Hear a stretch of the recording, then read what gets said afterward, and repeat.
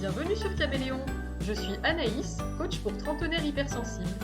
Ensemble, on explore comment mieux se connaître, s'affirmer et vivre en harmonie. À travers des conseils, des histoires personnelles et des outils concrets, je t'aide à libérer ton potentiel. Allez, tu viens ? Coucou! Comment l'hypersensibilité peut te rendre plus conscient ou consciente de tout ce qui t'entoure, plus connecté à toi-même et aux autres, mais aussi t'aider à ressentir plus de bonheur au quotidien?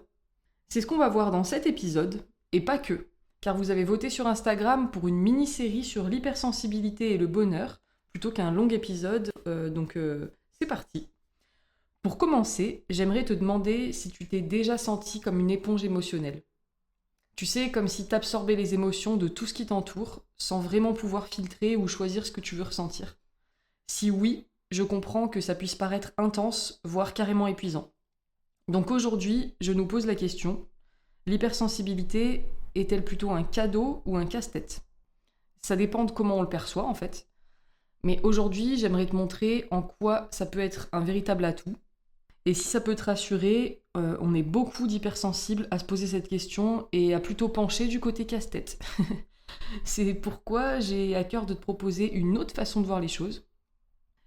Ça serait par exemple de se dire si cette sensibilité exacerbée, c'était en réalité une porte d'entrée vers une vie plus riche, plus connectée et même plus heureuse. Je te laisse déjà imaginer ça. Mais j'aimerais te dire aussi que tu n'es pas trop, tu es juste hyper connecté à la vie. Tu captes des détails que beaucoup de personnes ne remarquent pas. Là où quelqu'un pourrait passer à côté d'un sourire fugace ou d'un changement subtil dans l'atmosphère d'une pièce, toi, tu sens tout ça. Et c'est aussi ce qui fait ta force.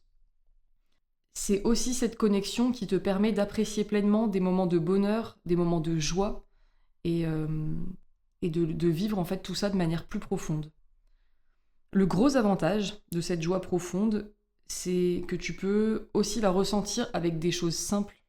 Un rayon de soleil qui traverse la fenêtre, une chanson qui te touche en plein cœur, un sourire d'un passant dans la rue.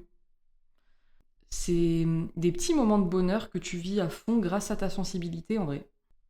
Et c'est ce qui peut rendre la vie plus unique. Donc oui, on est d'accord, ça demande en amont de bien se connaître, de savoir gérer son énergie et ses émotions. Et ses sensations aussi, ça on en parlera.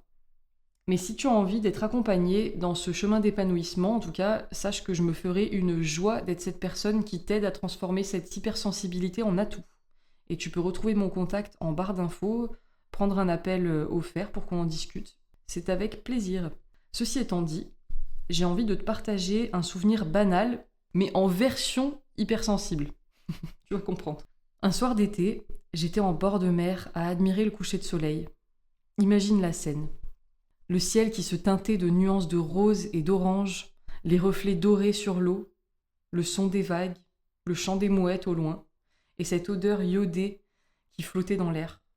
C'était un moment tellement beau, et je me suis dit, ah mais ça, c'est vraiment grâce à mon hypersensibilité que je peux le ressentir à ce point-là.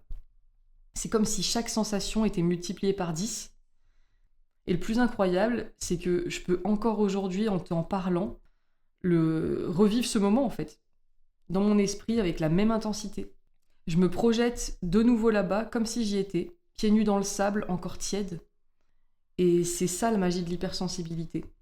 Les moments de bonheur peuvent rester gravés, comme des souvenirs, qu'on peut revisiter à tout moment, presque comme si on y était à nouveau. Est-ce que tu as déjà ressenti ça ? Cette capacité à revivre des moments passés avec une telle force que ça en devient un refuge, un endroit où tu peux te ressourcer quand tu traverses des moments difficiles par exemple. C'est comme d'avoir une réserve intérieure d'instants précieux, de bulles de bonheur dans laquelle tu peux puiser dès que tu en as besoin. Bon, tu commences à voir le super pouvoir là de nouveau de l'hypersensibilité ou pas. En tout cas, si j'ai choisi cette anecdote, c'est pour te rappeler que l'hypersensibilité, elle se limite pas qu'aux émotions. C'est ce que je voulais t'amener tout à l'heure aussi. On parle beaucoup des émotions, mais c'est aussi les sensations corporelles qui jouent un rôle immense dans notre bien-être. Et imagine que chaque petite sensation que tu ressens, comme un léger courant d'air sur ta peau quand il fait chaud, ou la texture d'un tissu doux, ce soit une porte d'entrée vers plus de bonheur. En tant qu'hypersensible, tu es particulièrement réceptif ou réceptive à ces petites choses que d'autres peuvent ignorer. Et voilà, ça c'est encore une force, quoi. Du coup, j'aimerais t'inviter à prendre le temps d'y penser. Je sais pas, par exemple, quand tu bois ton café ou ta tisane le matin, tu ne te contentes pas de le boire. Tu sens la chaleur de la tasse dans tes mains, tu sens l'arôme dans ta bouche, tu savoures chaque gorgée. En fait, c'est en t'attardant, sur ces sensations que tu enrichis ton expérience du moment présent et que tu augmentes ta capacité à ressentir du bonheur. J'ai un petit exercice pour toi d'ailleurs. Ce serait de t'inviter chaque jour à prendre 5 minutes. 5 minutes pour t'arrêter et te connecter pleinement à une sensation que tu vis. Que ce soit en buvant ton café le matin, en marchant pieds nus, ou simplement en écoutant des bruits autour de toi.